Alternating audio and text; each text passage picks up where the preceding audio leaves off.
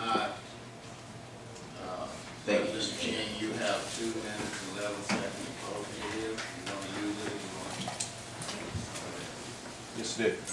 Thank you, Mr. Chairman and members of the committee. You know, this is a controversial. And, you know, it was very controversial when it happened. There was opposing sides. And one side that didn't agree with the other side, if we want to talk about supportive, as you see in some of those emails I've gotten, you know, they can't be opposed to it. Several business owners said, well, if we come out against this, and I'm going to tell you, even liberal people were calling me and asking me to help on this issue. Even liberal people. Because they said if they speak out against this issue, they're going to be called a homophobe, they're going to be called a Nazi, they're going to be called all kinds of names. And they said we cannot speak out against this anymore. For fear of reprisals, they published the names of everybody that signed it, and some of those people called me saying they got threatening phone calls. So, you know, when it comes to this home rule situation, when you have situations come up and citizens call me like that, I told them at the time, if you're not able to get it on the ballot, which they weren't, and they couldn't file a lawsuit because they don't have, they work for a living. They don't have unlimited funds to file lawsuits. I love this when people say, well, you know, all you have to do is file a lawsuit. Well what working people and businesses have several $1,000s to file lawsuits against the other side that has, you know, unlimited funds. So business after business talked to me about they can't oppose this. Citizens talked about when they came out, just said anything against it, such as what I've said, that it was outside the boundaries of what a majority of people think in my district. If you want to talk about local issues, I'm going to tell you, Carroll County, the overwhelming majority are for this bill and against granting domestic partnership registries to heterosexuals, homosexuals, transsexuals, transgenders. And several people says it has hurt tourism, even though it's been up here recently. If you look at the last 10 years, it's bottomed out.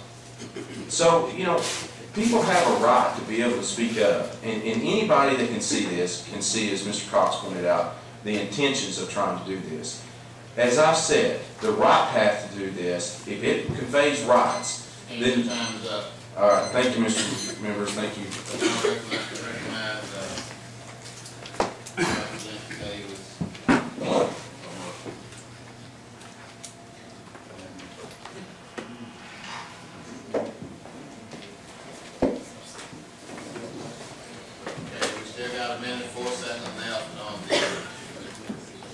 Against that, we go to Graham Cabot.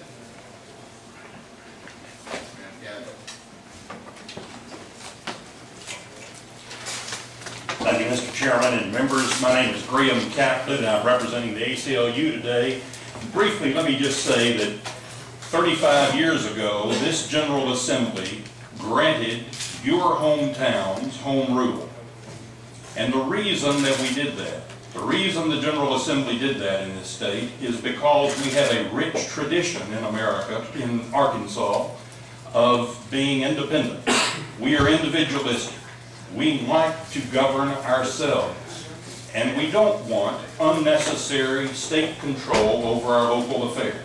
It is a value that we all respect in Arkansas, and it is a value that you see in our people, in our cities, and in our counties. Today before you is a proposal for the state to quash some of that local governance with Eureka Springs. It is offering a non-legal effect certificate to certain people. Your time is up. Thank you, sir. All right. Mr. Chairman, get out of the point of order. Representative King had closed for his bill. And having that follow us unless we can against it, I don't know if we should allocate more time for closing.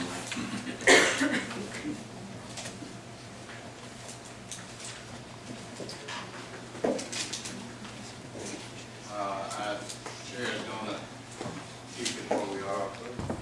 We have some time to have them to close. And now we're going to ask for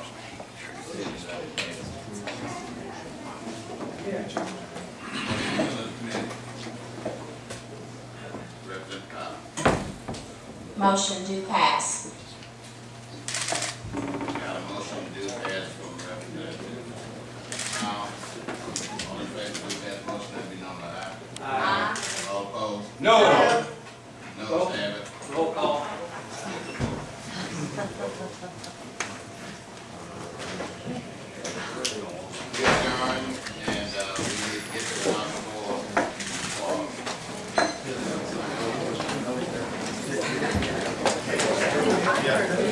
Yes.